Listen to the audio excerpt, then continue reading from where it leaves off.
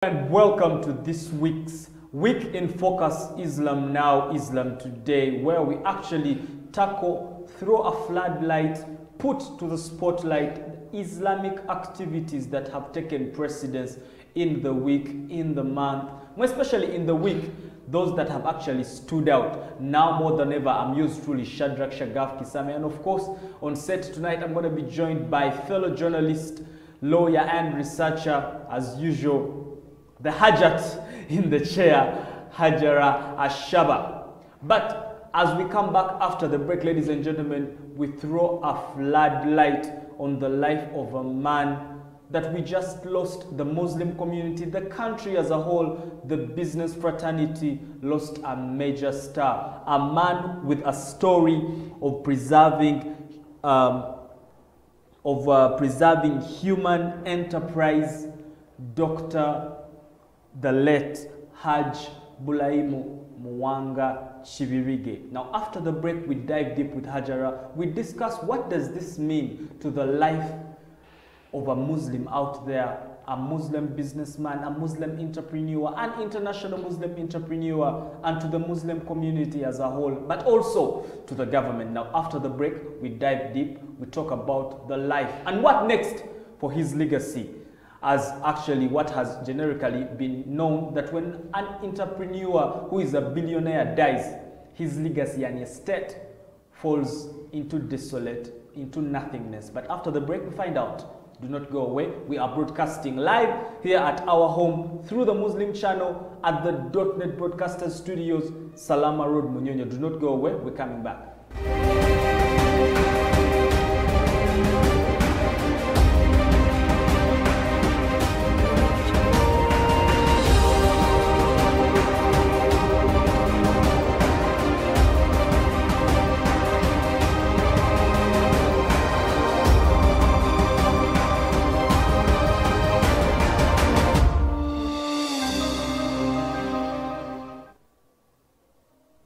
Now, welcome back. On the 10th of September 2021, which was actually last week Friday, the country and the entire Muslim community internationally was in a somber mood till death after we lost the late Dr. Haji Bulaimu Chibirige Mwanga. Now, his life, what he's been able to do, we discuss. Welcome to the show, Hajara. Thank you. It's a somber state for everyone, yeah? But let's just, can we just first take a moment in silence? Then I can give you the floor, or? Sure. Okay. We take a moment of silence for the late doctor.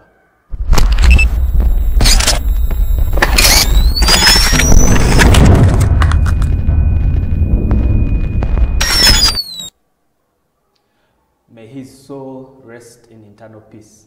Hajara, let's just talk about him as a person. I don't know how much you know him, but you being a researcher and more especially in the Muslim world, this has been a billionaire, someone who's grown his business acumen from nothingness to something, from grass to grace. You want to jump in right there. Thank you to the viewers watching, those that never stop. Assalamu alaikum wa rahmatullahi wa barakatuh. We hope you're doing okay. And to those that have lost their loved ones since the last time we were here, may the good Lord strengthen you, and may the souls of the dead be judged with mercy.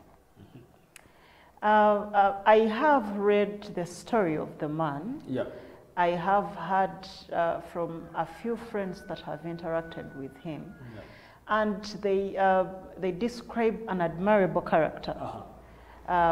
Both to how he handled himself in as far as operating business-wise is concerned, yeah. And how they used, I have this friend, he's a health ministry official, yeah. Who describes his children as unknown when he's describing the discipline of those that he has interacted with. So you mean that this friend of yours actually refers to the children of the late doctor as unknown? Yes.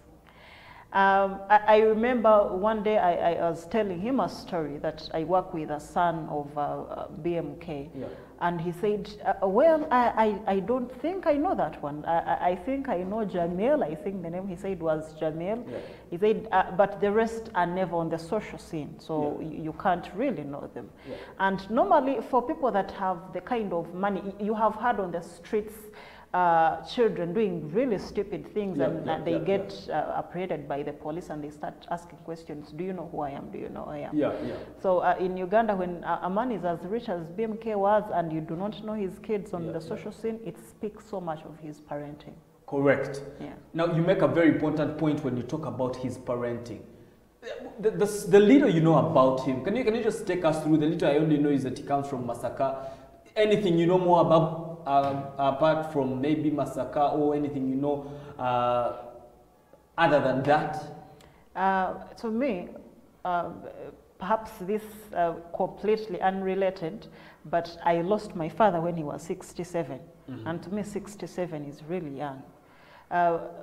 The late Hajj too was a few days short of his 68th birthday. Okay, he was coming shortly. Yeah, okay. He was born in October 1953. Okay.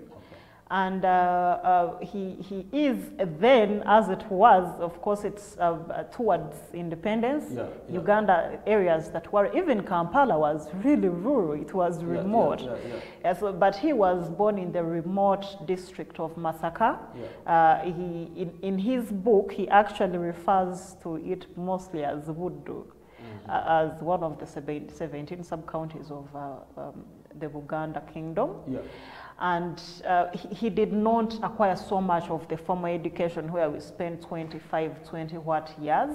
He didn't go to school with all that money. He did not go to school. He went to school, yeah. But he finished P7.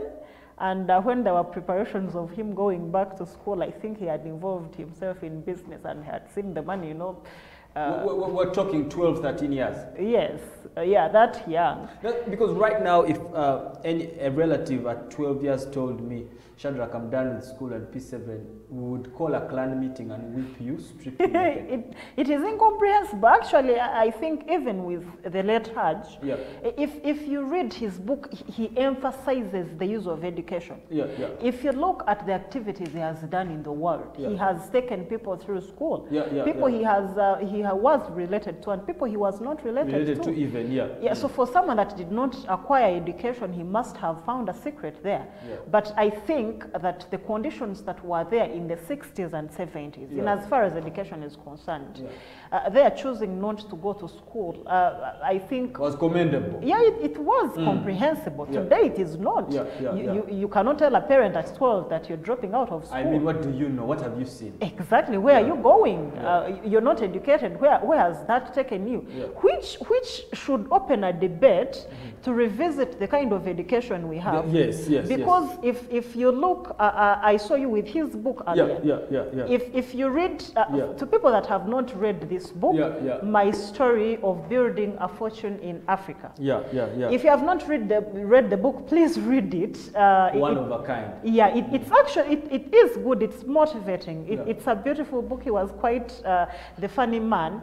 But if you read the book, it teaches you that he managed to learn from the business errands that his father gave him, and he used it as a bedrock to build a business conglomerate. Now, you make a very important point when you talk about his business conglomerate. Before we even go for a short break, I just want us to talk about how does he start his business, because I saw pictures. My favorite part in the book are the pictures. I saw pictures. I noticed. I saw pictures where he's saying, I'm in Tokyo now, with sacks of merchandise. Then he says, then pages later, you see my trucks, fleet of trucks. Yeah. Then he goes till date where we now know he's in hospitality. He's been in hospitality and construction. But if you could just share with us the journey from where he takes tips from his father's business to how he starts, and then to where we are, Hotel Africana, and the list is endless. Yeah. You see a young man, his first chapter of the book is a boy from Matanga. He's from Matanga. Yeah. That's Masaka. Where he comes from. Yeah. Yeah. But then he talks about participating in the business of his father. Yeah. But if you look at the story, because later he leaves Masaka, Yeah. when he chooses not to go for the technical education that was available for him Yeah, after yeah. senior one, he comes to Kampala, finds a friend who he had studied with in a school called Kadugala Primary School. This is in Masaka. Yes, but that friend was from here. Okay. Yeah, so he comes to join that person here Yeah. in Natete, Yeah. where he ventures into butchery, that is Yeah. selling meat and fish. Okay, I didn't see that part of the story. I didn't know he also It's did not that. in the pictures. It's in the written word. Yeah, but he starts with the fish and the butchering, Yeah. and then he goes on later with expelling Asians. He goes on supplying the common goods needed. Yeah. From Mbale. He Yeah. says he found plenty of them in Mbale, Yeah. yet they were really scarce in Kampala. Yeah. I think somewhere he talks about hand cuts. To those of us that have been in town, you've seen Ebigari. They are used to carry heavy merchandise. At some point, he noticed that if he had such, it would generate him some income. So this is the man that did not go to school, but was too sharp for his age. Extremely I would calculative, say. yeah, Yes, yeah. I would say. Shortly, briefly, I would describe it as that a young man that came from Masaka, then went to Natete, then did butchering and fish business around Nachivuo. Then later he goes into delivering goods that are required in households that were short. Yeah. And then later he ventures into medium business enterprises, and then he goes on to become a mogul in the spare hospitality parts. industry. Yes. So till date now we see, you know, it's extremely humbling when you hear a story like that, because when you go to BMK House right now in Kampala or Hotel Africana, you think it's for some white man somewhere, you know, because generically we have known the superior race to be the white people. But it's extremely humbling when a man tells you I was a person who was vending things, you know, ntema nyama, ntunda byenyanja, and then he makes it, starts selling spare parts. In this book, the other thing that caught my attention is how he's traveled to different countries to do business. Yeah. You get a shilling, transfer it to dollars, Yeah. and make money. Yeah. Wow. He had quite the business eye. I mean, normally I admire business people because I don't find myself So much risk, I'm telling you. Yeah, it is so much risk, and he says that I think I've heard him even before. It must have been a Mob's lecture or something. Yeah. He talked of how he doesn't tend to calculate the risks once his heart is set onto something. He sees something, he sees an opportunity there, he just goes. Yeah. Yeah, but for someone... Actually, somewhere in the book, he says he's a risk taker. Yeah. And some of us actually fear taking risks in life. How do we then manage business? I don't think that business is manageable unless you're willing to take risks. I think business is like marriage. Yeah, yeah. You know No, Hajara, really. Yes. We are having a very serious topic today. I don't want your female emancipation things here of not wanting to get married. Let's respect the topic on the floor tonight. No, I actually, I'm not feminist, so there wasn't going to be an involvement of emancipation. I believe that women should go out there and hustle just like any other personality in the world. Yeah. But what I meant to say is that it is marriage. You know, it's going to be hard. You know, you're going to have numerous fights. But still, the brave ones go ahead and take the step of being there. Yeah, full-time relationship. Yes, it is the same as business. Once you see how this man rose from fish to spare parts to building apartments and hotels in different countries. Yeah, I think he was quite the risk taker. Indeed, a risk taker. Now let's go for a short break, Haja. When we come back, we talk about draw a floodlight in his life, his other aspects other than the business.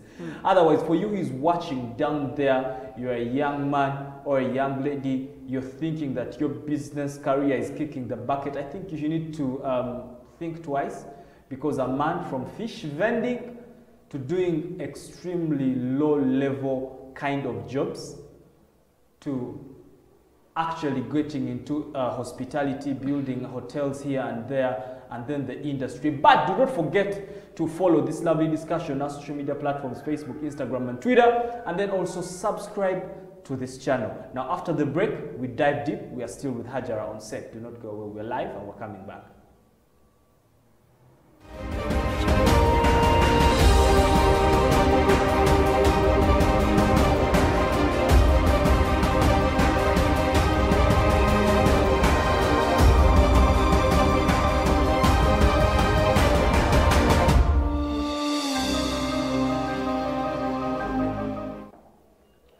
And welcome back. We are actually still in Munyonyo at Salama Road. Now, you're actually on the Muslim channel as powered by DBS, the .NET Broadcasters Studio. Now, are you having issues with live streaming? Do you have issues with outdoor broadcasting or just creating content? Look no further. The number on your screen right now, call them up, hit them up, and let them sort you right away. Hajara. What else can you tell us about the late Dr. Haji Ibrahim Chibilige, other than just the business? Did he have any other thing he was doing? What was his life like? First of all, he was a family man. In as far as being African is concerned, that is the most important part. The bedrock family. Yes. Yeah. He did marry wives and he did raise children. Yeah. Then if you look at his activities, there was this really nice thing I read about Masjid Musa. That's the mosque at Africana, I think. And he was talking of how it sponsors 5 medical students every year. He was that kind of a person. Wow. When I had just reached Kampala around 2013, I thought he was Indian. I thought he was a white, you thought he was Indian. Yeah, I thought he was Indian. Interesting. Yeah, then only to find out later around 2016, 2017 that he was a black man. But he would strike, most people are going to talk about the lengthy relationships that he had with his business partners, those that he had always had. And a friend, my health ministry official friend, was telling me of his impeccable honesty and loyalty. Then someone else is going to tell you of how he was a family man, not just to his immediate family, but to even nieces and nephews and even adopted. Because in the book I actually see 2 pictures. Now I'm a pictures person. 2 pictures that actually catch my attention and baffle my understanding is when he says, "This is my girl Gloria I adopted in Karamoja." Yes. And then another one, he's on a site. He says, "This is my electrician Musa something." Yeah. And he's on his site. Yeah. So I have a feeling Musa had worked enough, made money maybe with one of, say, construction or Hotel Africana itself, we don't know. Yeah. And then he visits the site. That kind of humane character. No, we do not see it with most of the employers lately. No, but he was like that. I have heard him before say that if you have employees, make sure that you know them all by name, regardless of how many they are. Then he did talk about it, the same lecture at MOBS, but if you read in the book, you will still find it. He talks of how businessmen and women should make sure that their children enter, if they enter their companies and work for the companies, they should earn a salary, which means that you are working, and they should not come and occupy managerial positions. Grow your way up. Yes. Come your way up. Just because you are a Shaba's son in a Shaba's business, it doesn't grant you no funny tricks, my mother is rich. Yes, you do not get to say that. So if you look at the stories that he has shared, And Yeah. I think, to me, the most intriguing part is the fact that he had an honorary doctorate. Yeah. I saw that. Yes. Yeah. So imagine this guy that finished P7, Yeah. refused to attend the next level of education. Later, he had to find means of learning English because with his touring of countries like Kenya, Hong Kong, Tokyo, Bangkok, that's Thailand, he realized that he had to understand English on an East African level, like he calls it. But imagine the person that didn't go beyond P7 now has a title of a doctor. It speaks so much about the character of the man. Yes. Hajara, our time is really being fast spent, but I want to introduce in now something very important and very profound. That all this is done for people, him being extremely a humane person, an honest person. Is it a faith thing? What do we attribute this to? Is this his personality? Is it his nature? Or he was just a good Muslim and he was a practicing person? I think religion, I don't think religion makes people. I don't think faith makes people. I think people make faith. Because there are people that, I'm going to give you the example of my father. He is the most honest man I have ever interacted with. And he converted to Islam from Catholicism when he was 19. And the reason he used to give was because Islam was the religion of truth. But it did not inculcate the honest character in him. He was like that. Now, the late BMK was a humanitarian. He was an honest man. But it is a personality trait. He talks about an Auntie Kevin that raised him when he was really young. He talks of how she encouraged him to be really honest. Then he talks of his father and the lessons that he taught him. And one of those was honesty. I remember there is a point that he says, please ensure that you practice honesty. 3 times. I think with the kind of person that he was, I would attribute his character, rather the activities, the good activities that he did as a living soul, to his character as a person, not faith-based. Personality based. So what does this teach young men who have just made a couple of millions and you're being rude to everyone because you have a car? First of all, since I'm not billionaire, I'm not going to advise you as a Shaba. I'm going to quote the Dr. Haj BMK. He says, do not throw money around. Do not throw money. Yes, he says, Bill Gates does not throw his money around. Now we are going to use the example of Jeff Bezos. He does not go to a bar in Medina or New York and he says, give everybody a drink. He says, respect money. And then he says the most important lesson that his father taught him was not to touch capital. His father taught him never touch capital. Yes. Do all your madness, yes, but never touch capital. Do not touch capital. It is not your money. It is the business's money. Once you respect capital, I'm directly quoting him. Once you respect capital, capital can pay you enough money to buy whatever you want. Just respect the business's money. Wow, very humble man right there he was. Now, before we go actually for a short break, Hajar, I want to introduce him something now very profound. In 2015, now they diagnosed him with prostate cancer, and they tell him you have 2 years to go. And funny enough, or fortunate enough, he does more 2 years on top of the 2 years that were given to him. Actually, what do we attribute this to? Is it because he was rich? But most people never make it because with stage 4 prostate cancer, as my producer actually gets ready a video of a certain guy who also had stage 4 cancer. I don't know for him how fortunate he will be, but the doctor, late Haji, was fortunate enough to get 2 years on top more. What can we say? Was science wrong? What do we say now? First of all, in the contemporary world, science is never wrong. But things happen.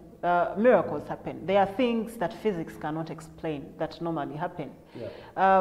For Muslims, for a Muslim, you would believe that the activities that you have done in the world have people praying for you.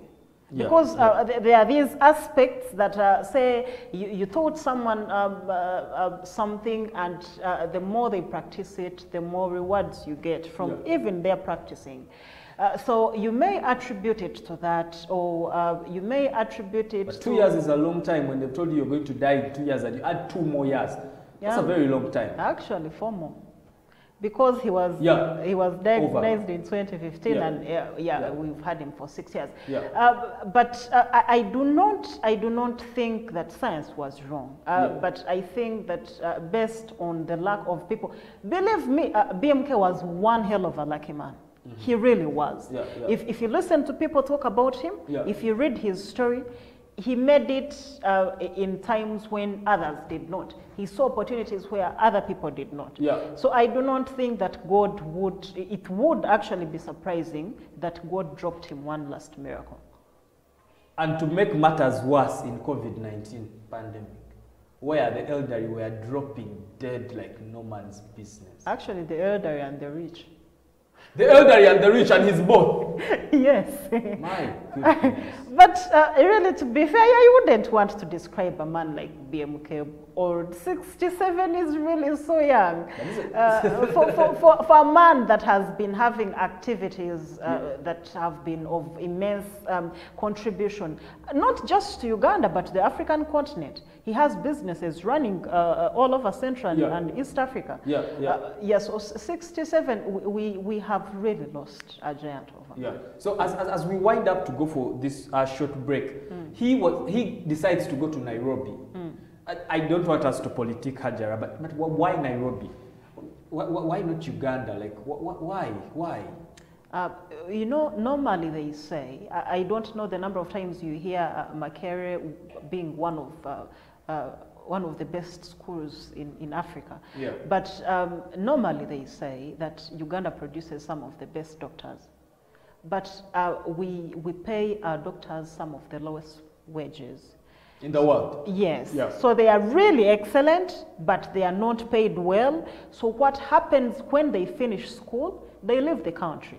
I do not know if you've heard of the hospital, but Aga Khan Hospital, it's where the Lord Mayor normally goes whenever his allergies strike.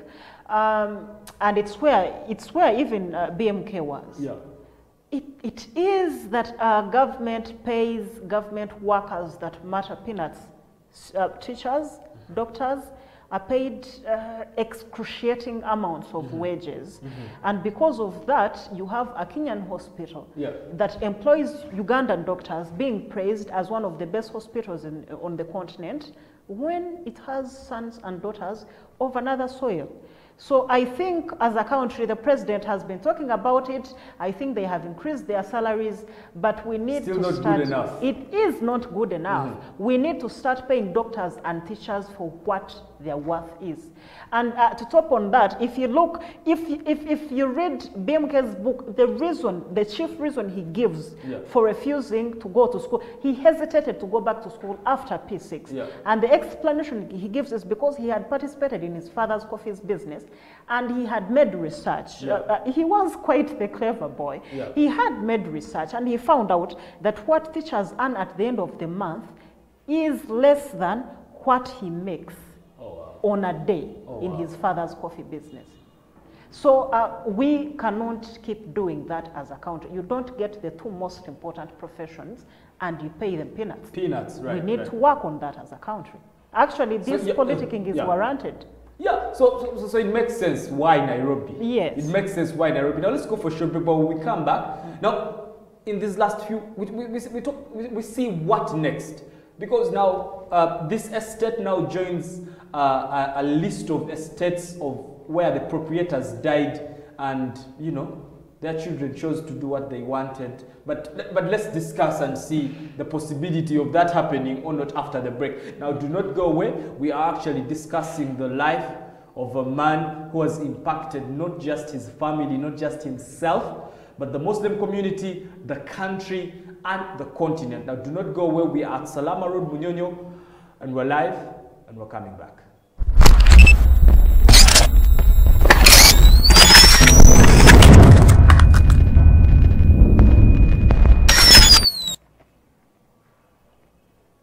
Ali Bennett, a young Muslim born and raised in Sydney, Australia, who has lived quite a successful life. However, it was only recently that his life took a dramatic turn. This is Ali's story. Where are you at now with your life?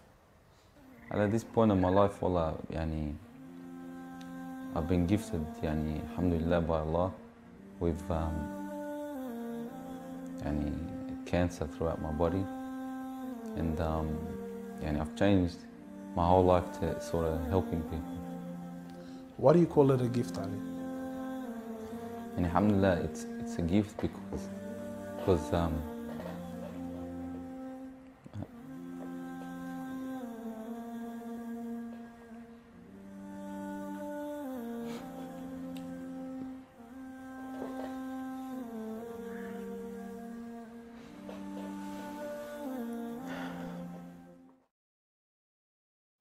and it's a gift because Allah's given me a chance to change. What has having cancer, what has it opened your eyes to? SubhanAllah, everything in life, even the smallest gift, like breathing fresh air.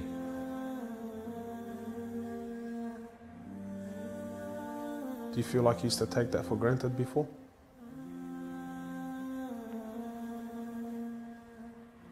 How long have you had cancer? 4 months now.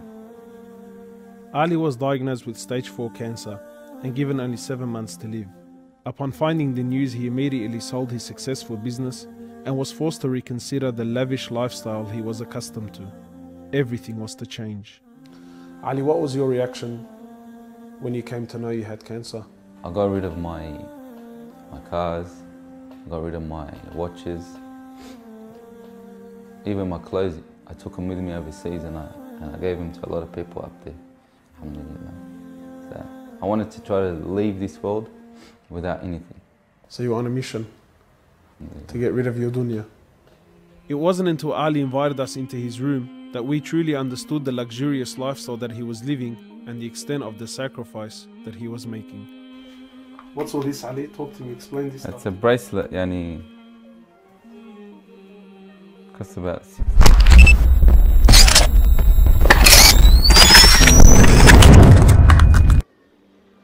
As you all know, alhamdulillah, I've passed away. I just wanted to make a little video clip for all the followers that have supported me from day one and come on this journey with me since day one. May Allah reward all you guys, and inshallah you continue to support me and MATW, inshallah. One of the first thing is a little piece of advice to the brothers and sisters. As you see, in this life we had the cars, we had the money, we had everything, alhamdulillah. But subhanAllah, a lot of people during the period of when I was sick, they'll send me messages, brother, you're guaranteed paradise, brother, you've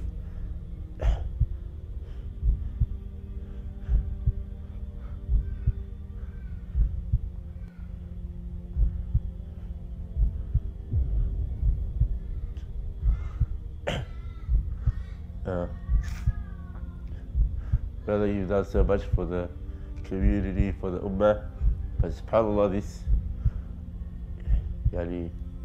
it's not worth just a simple blessing that Allah subhanahu wa ta'ala has given us, like waking up in the morning and being able to walk to the bathroom by yourself. So these things slowly got stripped away from me during the last of my life, alhamdulillah. Wallahi, some of us don't get that chance from Allah subhanahu wa ta'ala to know when we're going to pass away. Some of us, and a lot of us, just pass away suddenly. You've heard many stories where brothers and sisters have died in clubs or overdosed, or whatever it is, subhanAllah. So during your life, brothers and sisters, just try to have a goal, try to have a plan, try to have a project that you work towards. Even if it's not you personally doing it and you're funding someone else's projects, just do something, because wallahi you're going to need it on the day of judgment.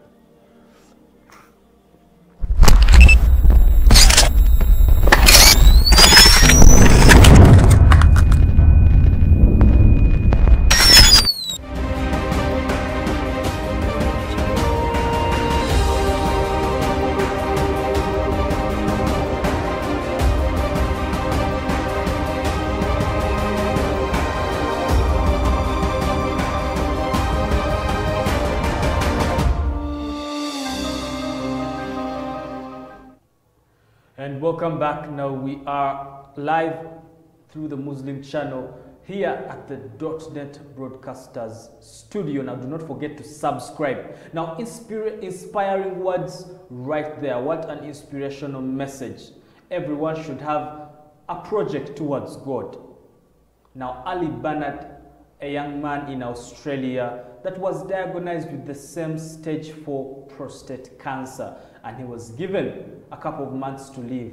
Now this is what he did, what you have just seen. He actually started helping the needy.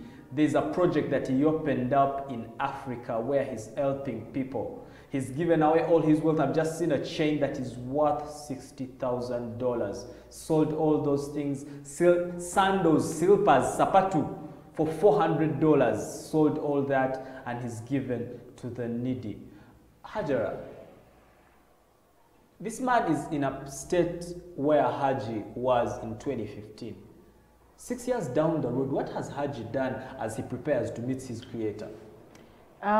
First of all, before we go off to what Haji has done, I think if you have had a cancer patient, you know that it is both a fortunate and an unfortunate thing. It is unfortunate because it is so painful. You get to see your loved one go through so much pain you can't describe it if you tried. But it is fortunate on the other hand because the person gets to know that they are on a return ticket. They are on a one-way ticket rather. The life is ending, not tomorrow. So there are those of us that are going to die of heart attacks or a high blood pressure, and those ones don't warn. You're just going to be walking to Kampala and off you go.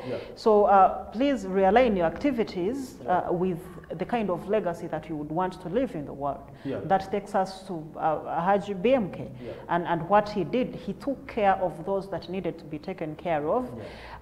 He was honest in his business dealings. I saw somewhere, not once, not twice, him encouraging Ugandans to pay taxes.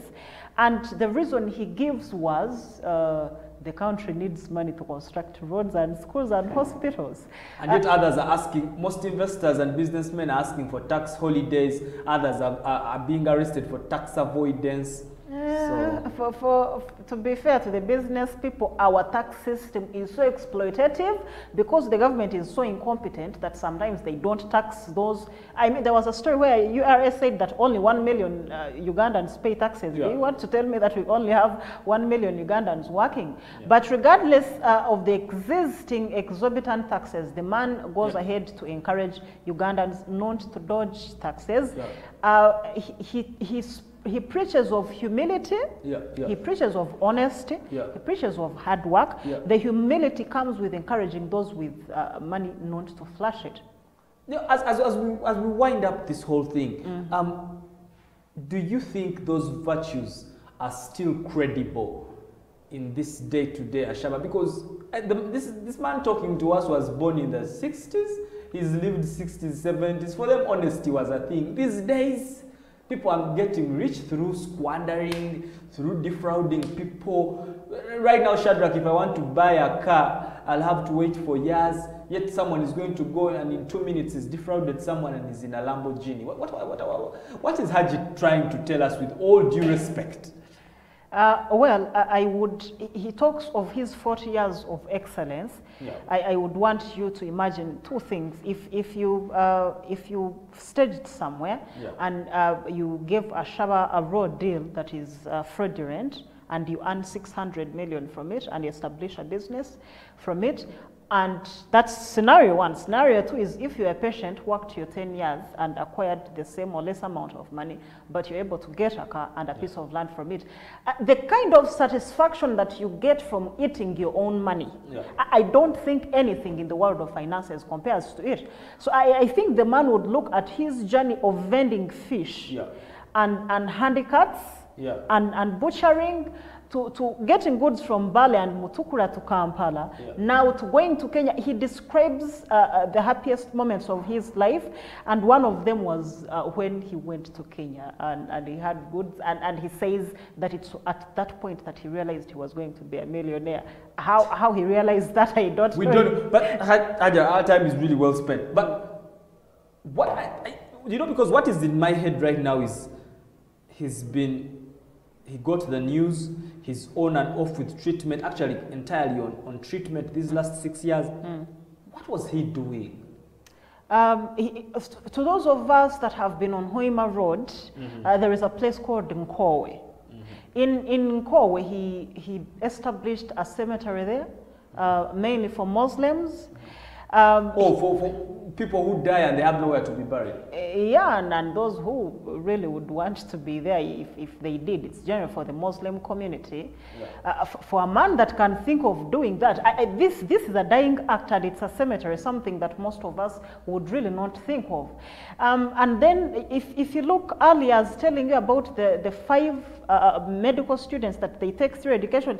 Education in Uganda is expensive, yeah, yeah. But he has 5 of medical students that are going to do medicine or the related courses, go through every single year, 5 students. Yeah, yeah. He has constructed mosques. Yeah, yeah, yeah. He was speaking of a time that he established 5 mosques in Masaka, starting with the one in his village, Matanga, the one that we talked about, yeah, and he has gone on to establish several.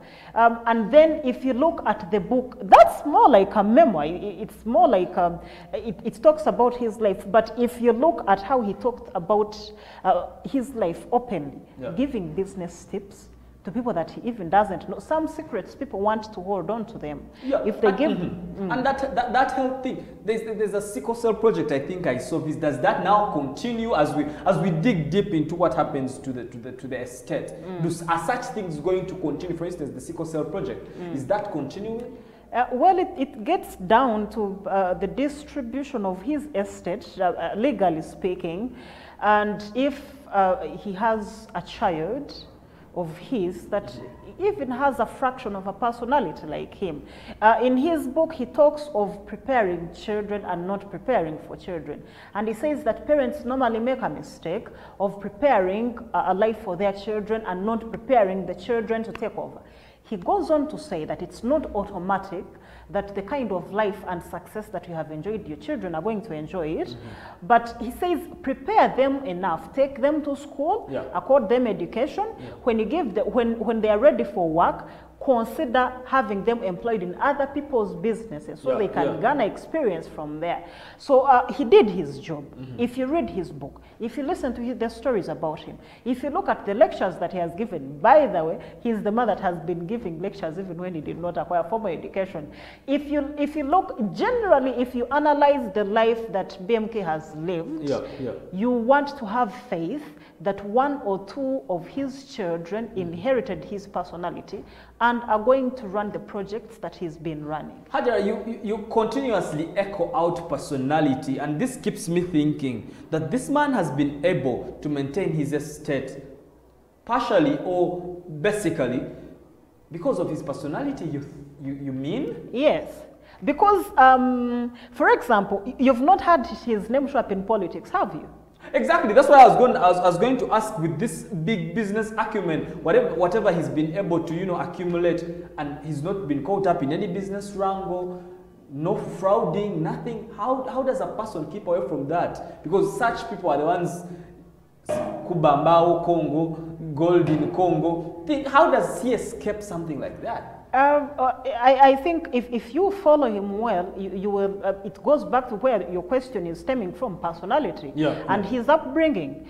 For example, you mentioned of gold and Congo and timber. You remember what the Kahindo Tafiris did there. We are still required to pay billions to Congo in reparations. But he says that, and I think that those of us watching us now, this is a take home for all of us. If you have seen what gold and oil, what those do to countries, I think it's better to learn from. He says his father told him to stay clear of gold and jewelry. Yeah, he says that. And for someone that he describes his father and how he was affected when news that King Mutesa II, he had died in London in 1969. For those of us that know the geopolitical history of the country, we know how the Obote and Kabaka Yeka marriage of convenience happened and the subsequent events that led to eventually the Kabaka's death. Whether Obote was involved or not, we do not know. But he had a seemingly political father because he was affected by the death of a political and cultural head. He lived through the 70s. He talks of Amin's expulsion of Asians and the distribution of Asian property. And he says, I did not apply. He does not praise his character there. He attributes that the fact that he was young. But he was not that young. He was already in Natete having businesses, venturing here and there. Then he talks of the Lules and the Mwanga's governments, then the coming of the NRM. And throughout that period, you do not see his active participation. He does not participate. Ashawa, our time is really, really well spent. We'll have to wind it up for here. But your last words for anyone who's been watching, a young man that wants to be as successful as the late doctor, in your last few words in a second. First off, I know that we do not read as Ugandans and as a generation. Please grab the book. I'm not marketing for the book, but it is important that you read it. You can choose to see the pictures like Shadrach has, but they will guide you to some material. Second, I would bet on him to say that please be honest. I have a brother called Wahab. Wahab is extremely religious, and he normally tells me that once everything is stripped of me, including the things I've acquired from education and work, he says you're going to stay with your name, so be honest. People have said it over and over again, and I know it's hard lately, but try to make sure that your word is your bond. Third, give a hand. You see, the late BMK, he's dead now. That chapter has ended. But the people that he put his hand on, he talks of forgiveness. He talks of a nephew of his that stole $85,000 and ran out from the business in Zambia. Yes, but he says, we apprehended him and I forgave him and I helped him establish himself somewhere. Wow. Yeah, he says, I'm not one for grudges. So forgive and move on, but learn. And for those of us that are interested in starting saving, small businesses, you're not there yet. It's not that Uganda is quite as non-competitive as it was then, but the man says respect capital. He says it in Luganda. I don't remember the statement. Capital. No, he says, the father told him to kwatanga kurugendo. No, something, it was a complicated term. Ashaba, our time is well spent. Till next week. I would like to let you go for now. But for you who has been watching my story of building a fortune in Africa. Now for you, if you just oyagala kufuna mmere ya lero, the man's vision was to build first of all a fortune, and then on the entire continent, building a fortune in Africa. Now I'm telling you, this is the kind of mindset that every one of us should have. After seeing the pictures, interacting with Hajara, this is my mindset, building a fortune in Africa. Now you've been a very lovely audience, as we are still in this somber mood after we lost a spectacle in the business world, a spectacle in the Muslim world and in the nation. We'd just like to sign out, but do not forget to subscribe and then call the number on your screen right now if you are having production issues, live streaming issues, or outdoor broadcasting. Your answer is the .NET Broadcasters Studio. Now, it's been yours truly, Shadrach Shagaf Kisabe, being joined by my fellow journalist, lawyer, and researcher, Ashaba Hajara. It's been quite an episode, somber as it was, but catch you next week on Week in Focus, Islam Now, Islam Today. Good night, good luck, adios for God and my country. See you next week.